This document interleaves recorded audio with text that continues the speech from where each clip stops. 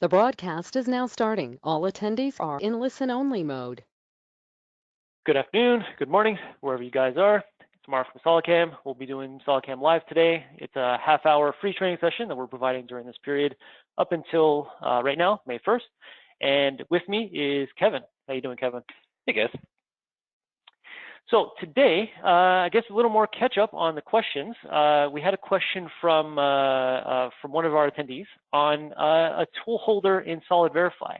So when you add a tool to your tool definition, just like when you add your fixture definition, you can see it pops up in your SolidVerify, and you can actually check for collisions and for gouges with that tool holder. And to turn that on, in case you don't see it, there's an icon up here that basically just represents the tool holder. So I can turn that on or off.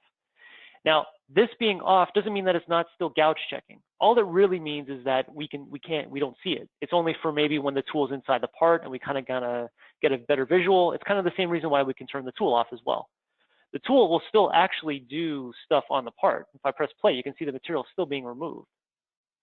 It's just that we don't see the tool. And again, that's just for pure visual reasons. I can bring all this back in and we can see that there. So let me just check to see. Yeah, okay, so Jake, that was your question, I think. Was there anything more elaborate to talk about on that? I'll just wait for Jake to answer. And as part of that, kind of going from there is just an overall discussion about tool tables. Kevin and I both get kind of questions every once in a while about our tool tables and how they work. So one thing to talk about is the difference between active and global libraries. So an active tool library is actually the one that you have here in the part file. If I double click on this, this is the list of tools that I've added or pulled from global libraries to add to this global library. Or to the local library. This is the library that I'm using in this part file. If I create a tool here, just add a tool, add dimensions, this tool is only really added to this active tool library. I only see this library in this, this tool in this local library. If I exit out of this part and open up a new library in a new part, I don't see these tools. I don't even see that one tool that I created. So things are created either locally in the active tool library, or they can be created on the global library. And the global library pretty much has this. Before you hop out of there, Mark, sorry to interrupt, but go ahead and to finish off one of the questions here, go ahead and add a holder in there and show the different holders that are available. Oh, sure. Okay. So for the one that I just added, let's go to holder. And as part of the default install, you get these default shapes here. So I click on, let's say this one was what? This was a 1/4 inch. Let's go to the 1/4 inch. And then you get these shapes here that you can choose from. So I'm clicking on it to see the shape in this global tab. But as soon as I click on the box, it adds it to this local tab, and then it adds it to my tool definition. Let's go ahead and show the large picture. Yeah, there you go. Yep. So you can see that. If I zoom out a little bit, I got the holder. If I zoom in a little bit, you can see the tool sitting in there. And that blue dot represents where on the tool the holder is actually holding. So if we go back to the topology page, these dimensions here, this right here is that dimension. So right now, if this tool, this 1/4 inch end mill is defined as being 3 inches long, and I want to hold it, let's say I'm holding it right now by 1/2 inch, I want to hold it by 1 inch. So that means outside the holder, I need to see 2 inches. So as soon as I click my mouse somewhere else, that tool moves further in. To really highlight what that is, let's make that number really small. So let's say it's just above the shoulder. Let's make it 1.26. You can see that it really chokes up on the tool there. So that's basically what that blue dot represents. The blue dot is the holder mounting point on that tool, or in this case, when you define your holders, it's the tool mounting point. And that's basically just from the back end, from the overall length, how much you're going to hold on to. These numbers actually have to be decreasing. So that's why I made a point to kind of mention that it has to be above the shoulder length, because this might be 3 inches in overall length, and I want to hold it by whatever this is, 3 minus this number. This number actually has to be bigger than the shoulder length, because otherwise you're not really defining it correctly. Now, if you want to hold it a little more than that, you can play with these numbers to get really, really close to the flute, maybe even overlap it. But in reality, you're probably not going to do that. Yeah, if you want to, Mark, just want to put both those at one, the OHL and the SL, you guys will be able to see it. The tool actually go up in there. So now it's pretty much hanging right on right where the flutes would start. Not ideal, but that option is there for you guys. Yep. And that's up to your setup as well. If it's not ideal, but if that's, you really need to if this is what you need, then it's what you need. Now, okay, so as we're still kind of talking along holders, if you guys see a holder in there that doesn't quite match what you're seeing on the machine, Mark, go ahead and go back to the holders tab. And in there, he has the option, you can stay on local if you want. He has the option to edit that one. So if he clicks the edit shape, you guys can go in there and change, go ahead, yep, there you go. You guys can change the cone values, the length, everything about that tool holder in there. Now, like what Mark was just saying, this is just going to be just to this part file only. So this tool holder will only be applied to, or these changes will only be applied to this part only, or this PRZ file only. If you guys want to make those changes, so going forward, every time you bring in a tool holder that carries in that, then you would want to do that to your global tool holders. So that's a good segue into what we're about to talk about. So yeah, so everything you do here, like Kevin just said, everything's going to be local. You define your tool, your holder, whatever you do in this window only exists inside this part file. So if I exit out of here, let's exit out of the part. And while you're exiting global library. Sorry, as he's exiting out of there, Jake asked about collet holders. There is ER32, ER16, and I think one other ER holder in there for you. So definitely, if you guys are running ER holders with collets, they are in there as well. And if not, like I said, feel free to create those in the global library of what Mark's going to show now. Yep, so when you get to the SolidCAM menu, you can see there's tool library, and then there's edit tool library where you can open up libraries you've already pre-existed, either ones that come with the software or ones you've created yourself, or you can create a brand new library. And this right here is creating a global library. We're not currently inside of a part file, so whatever you do here is a global library. It's a library that's accessible to pretty much anyone linking to your tables folder in your SolidCAM setup. Or if you got this on a network, anyone linked to that network location where you're keeping your tool tables. But this is a global setting, meaning that any user of the software who's linked with the proper directions to the folders wherever you keep this stuff can grab the library. Whereas with the active tool library, you would need the part file to access that library. Now, there's a little bit of a trick that once we get to the global libraries, we'll talk about how you can still retrieve that active tool library, but it's still the idea of a global library. And then that thing we were just talking about creating holders, it's the same menu. You just go down to tool holders, and then you can define your tool holders globally, and then you can grab it from the menu as well.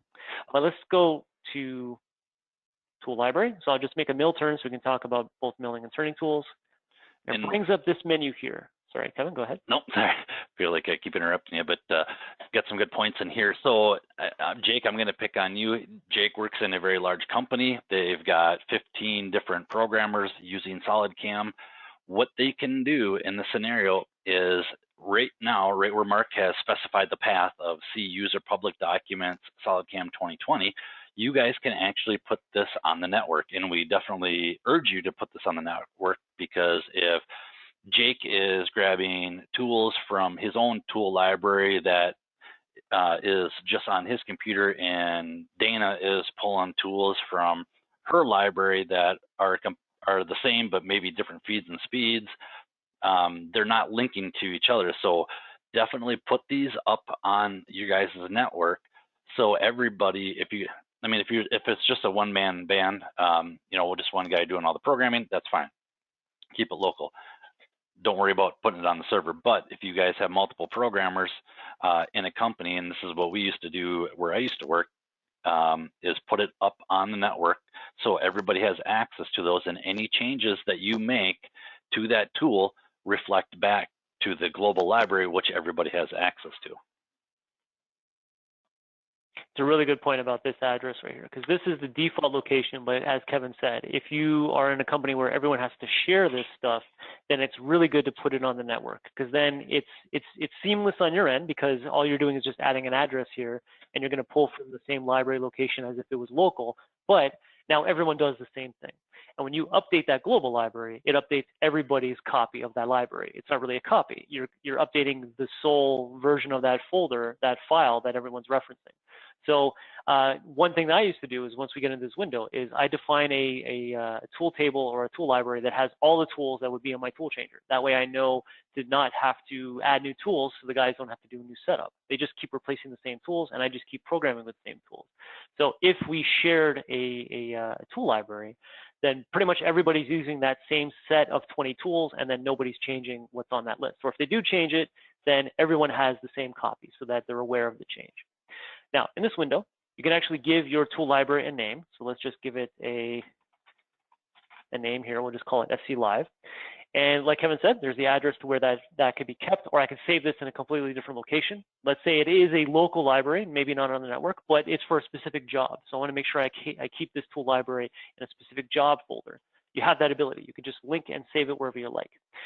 Related machine, you can actually see here, it looks like a list of our posts, and that's by design, because now anytime I pull that post, this library will be associated. I believe, and Kevin, correct me if I'm wrong, but it's when you go to import from your library in the part file, if you have a specific post selected here, then the first selection of the global libraries would be this one. Yep. Perfect. So and that's what you're doing here. What Mark can do is in the actual post itself that you guys have provided from our post processor team, in the VMID file, you can set it up so I'm gonna pick on Jake again here. Jake starts off a new project. He's always running a Haas UMC 750, and he always wants to bring in that tool library. So what we can do is label that tool library in his VMID. So anytime he creates a new project using that post, it will automatically import in all the tools for that library that he has specified in there. And that's a really good function so that you don't forget which library to choose in case of, let's say, a new guy or something like that. You know, it's easier to just automatically populate stuff in that regard.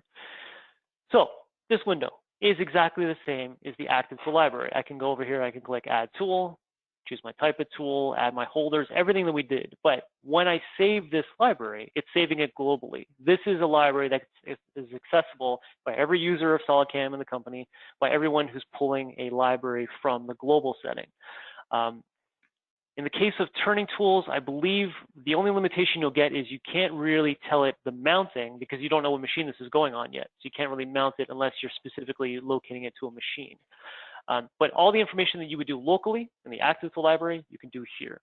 You can even pull from other global libraries. So even though you're making a global library here, you can actually still go to import tools and grab from other global libraries. So if you wanted to cherry pick from other libraries and build your own list, you have that ability as well. And while we're on this window, I wanted to talk about two functions here. One, the fact that libraries do come with the software, so we're going to talk about that in a second, but also I wanted to touch base on what I mentioned about before. The active library is not always lost.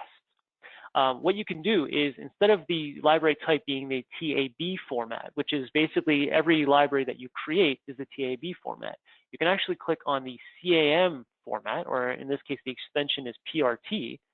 And then now when we browse, let me just browse quickly to one of our files here, one that we've been working with more recently in the SolidCAM Live. We'll go into there. Now, my library names are actually all the CAM part names. So for instance, let's talk about that plunge part we did yesterday.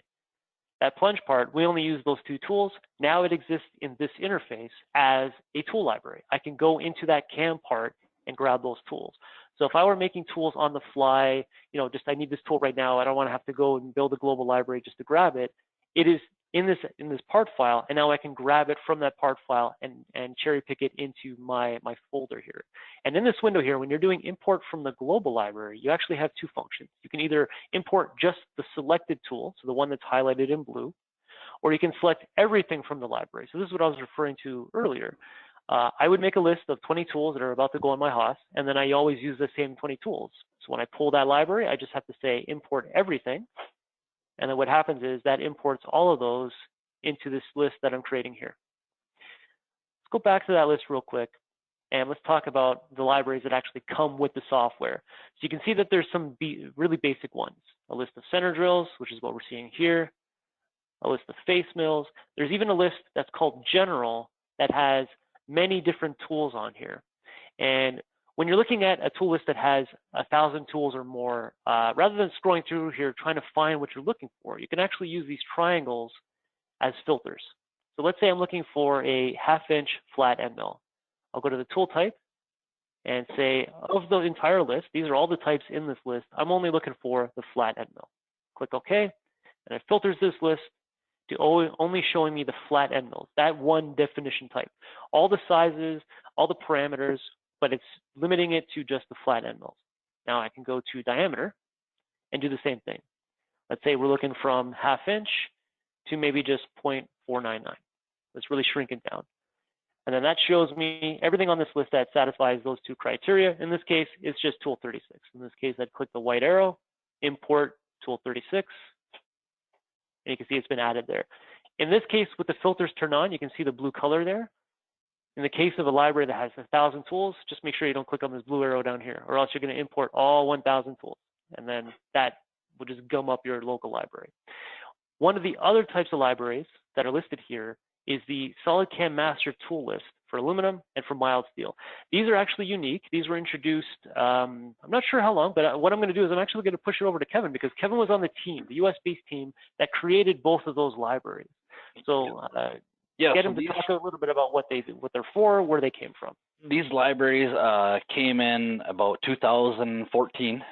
These are actually two libraries that I created at my old job that I still had laying around. And in here at my old job, we use SolidCAM. We did mostly aluminum and mild steel. But so what I did is I created a library of every tool that was in our tool crib here. So everything that in here has pretty much every tool that you could ever think of in there. There is close to, I think, 800 to 900 tools in there. Now, every tool in here should have a tool holder, feeds and speeds. Now, the feeds and speeds have been dialed down a little bit. So when I was at my other job, we ran our feeds and speeds quite high. So some of you guys may be using some of these tools and be like, man, the feed rate is way off. It's just as a security precaution. So they are dialed down a little bit, but everything's all set up. Tool numbers to part numbers to everything in there was basically all carried over when I was using SolidCAM at the old job. So, and a lot of our customers like having this big tool list in here with the feed, speeds, coolant, everything already pre-set up for you. So that option is there for you. But if you really want to get into high production or anything like that, definitely you want to go through, and the ones that you use commonly, pull out like what Mark's saying, because like I said, there's 800 and some tools in here, but you will also want to come through and maybe apply the feeds and speeds that you think are correct versus what's already in here. So, and that's both for mild steel and aluminum in here. Yep. And always remember the feeds and speeds that are plugged in here are the default for the use of that tool. But as soon as you select that tool for an operation, in the operation itself, you actually have control over the feeds and speeds being used in the operation. So even if you choose one of Kevin's tools here and you don't agree with the feeds and speeds, on the operation side of things, that's the last selection of this feed and speed. You can actually modify it right then and there. So if you don't want to have to go through here and modify every tool, you can just modify it on the fly. In terms of feeds and speeds in the operation. To answer one of the other questions from today, looks like we have a question about tool sheet creation. Let me just go back to that part that I just had open. That has a lot of tools on there. And as Mark's pulling that one, is there any other questions? I mean, the tool library between local and global is, I mean, we could be sitting here talking for 6 hours about the tool libraries, but does that kind of give everybody a good rough idea on how the local library works versus a global library works in here? like I said, I know Mark and I could be sitting here talking until you guys are sleeping and still not cover everything inside of the tool library. So yeah, if you're not already asleep. yeah. All right, so tool sheet creation. Yes, we do have the ability to do an automatic tool sheet creation. Basically, if we're looking at my active tool list, I have 8 tools here, defined with holders, maybe some without holders, whatever I've got here. Now, at the end of my creation of this CAM part, I've got all my tools, I got all my tool paths, everything's set up, I got my fixtures. Now, I'd like to generate a tool sheet before I send this out to the shop. If you right-click on CAM part, you can go to Documentation Tool Sheet, and then click on Tool Sheet. And then basically this window, it's going to ask you for a couple of little things to set it up. This is the kind of window that you can kind of skip over if you've already done this enough times. But to kind of show you what's going on in this window, if you have a company logo, you can just browse to that logo here, and it'll insert it in the logo location of your template. If you've got a picture of the main part, you can do that as well. Every other thing on here, let's say on the side here, different sections you can include or not include depending on what you like. A list of images. This is all stuff that will be included in whatever template you select.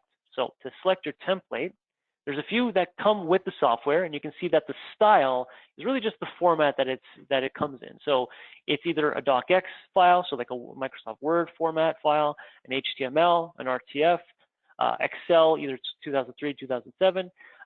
There's different formats here. Basically what it is a template is included with the software. So a Word template, an HTML template, or an Excel template, and it has it's basically a template. So it's looking for information that's being output by SolidCAM. So let's say we go with the docx. I'll click Generate. You can see the screen is going to kind of check the part a little bit, take screen grabs of that. You didn't see it because it's on my other window, but it actually showed all the images of the tools. It's actually working through SolidCAM, outputting some information, and then it's going to open up Microsoft Word, probably on my other screen, but it'll open up Microsoft Word. Let me just get that opening over here. And then what it does is the template preloads with all the information being provided by SolidCAM, and then it shows us images of each tool, information about the tool path, and so forth. So we've got an image of an isometric image of my part. The part is in inch units. It's a milling program. I use that post. If I had bothered to put in a program number, there it is, subroutines. Tool adapter, I had defined it as using a certain work material, and out of the operations on my list, I guess only 32 were on this particular setup, but I probably had a total of 37. Scrolling down, model name, where that original SolidWorks model was kept, and the CAM part name. In this case, the CAM part name, like we saw, was that name there. Scrolling down, a couple more images here. So these are just capturing Mac 1 position 1, but this being a Word document or an Excel document, you have the full ability here to modify this. So you can add your own photos, do screen grabs, put notes. If you have any kind of drawing file, you can draw on top of it. Maybe you want to do like a little arrow or something like that, or a highlight. This is a Word document or an Excel document. So you have the full ability to edit it. Sorry, Kevin, go ahead. Go ahead and just do a quick screenshot of, just minimize this real quick. And let's do a quick screenshot of just in a particular scenario. So let's say we want to see this thing from the side. So for whatever reason, maybe we want to look at this from the side. So I'll use my little capture icon there. Let's save that to desktop. Nope, cancel that. Hit the copy button. Oh, you want to copy it instead? Okay. Yep. Now, if he goes to his Word document, or back to yours, just click on that one picture on the left and hit Control-V or paste. And it'll bring it in there a little bit larger, and then Mark can come in here and just quickly resize it so it's back up to the size that it was before. So, and this is what Mark was using there is Jing, and he can come in there and put arrows, put text, tell Jake, no, don't clamp here, you need to clamp here, stuff like that, where it works out real slick. So, and you got, like Mark was saying, this is just Microsoft Word, so you have full customization over all this, but it's very easy to go in there and do a quick screenshot. For those that you guys don't know, inside SolidWorks, they also have their own screenshot option you can add it right to the toolbar, and then all it does is take a screenshot. Then you can come in here, hit Control V on the picture you want it to replace, and then just resize it again too. So you don't have to use Jing or screen capture or anything else. Or a snipping tool or whatever Yep. comes with Word or Windows. Yep. So it's the idea that it's purely just Word. So any kind of imaging or notepad or anything like that you have, you can always bring in notes, images, whatever you want to do to customize this. Going down further is our tool summary. So this is the setup sheet I'm guessing that Charles was looking for. So what you're doing with this is basically it just captures all that information from SolidCAM. So all that information we plugged into the tool library is located here. That same detailed drawing showing us what those images or what those dimensions are for, and a little screen grab of what the tool actually represents. So everything comes from the tool library here. So there's all 8 tools. Scroll down, operational summary. So now every operation that was output in this file, we can see here, max XYZ travel, cycle time for individual operations, and if we scroll all the way down to the bottom, so operation summary is going to bring everything. There is a total time for that one part. Okay, so you can include that with your job folder or your whatever kind of documentation you send out to the shop. For your setup, it's really maybe just this page and then maybe this page here as well. But this is an automatic function from SolidCAM. The templates are either in Word or Excel. Let's see. Let me expand the question here. I'm not sure if I can see it well.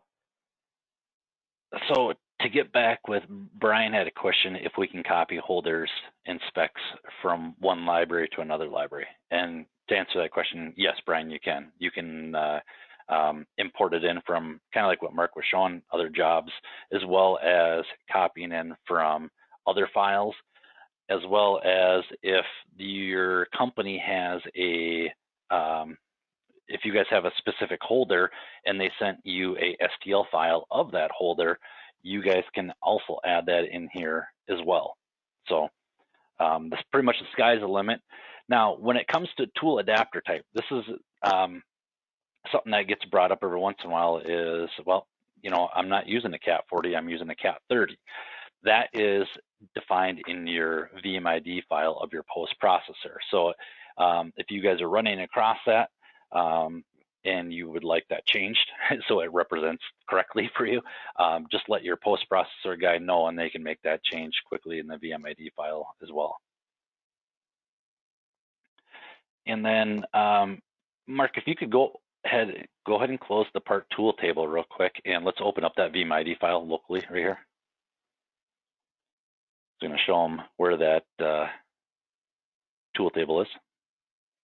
So under working style, go ahead and click on, yep, right there.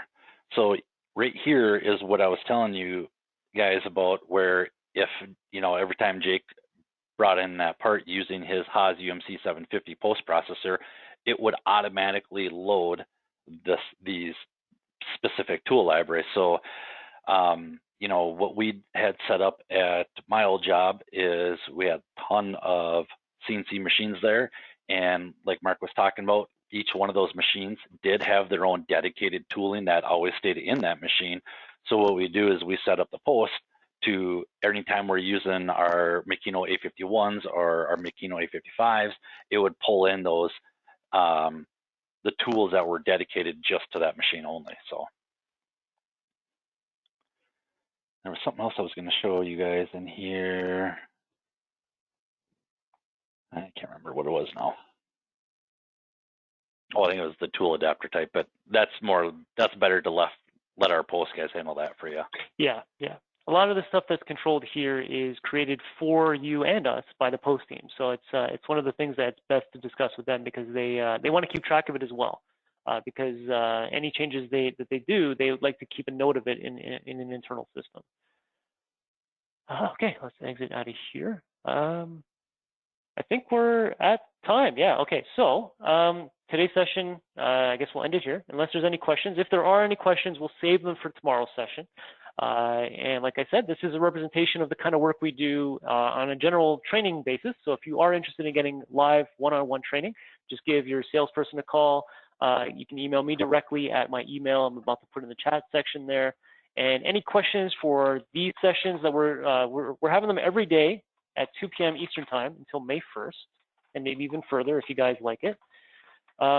If you don't get your question answered here and you're interested in that live training session, just give me an email, give me a call or an email at that email there, and we can put it on the calendar. It's based off of your availability, so just let me know when you're free. We can get in there. We can do part help, so if you have a part you need help with, if you have specific topics you like covered, anything that we could do to help you out, myself, Kevin, Greg, all the guys you've ever heard on our YouTube channel, or ever dealt with when you call into tech support are available to help you out.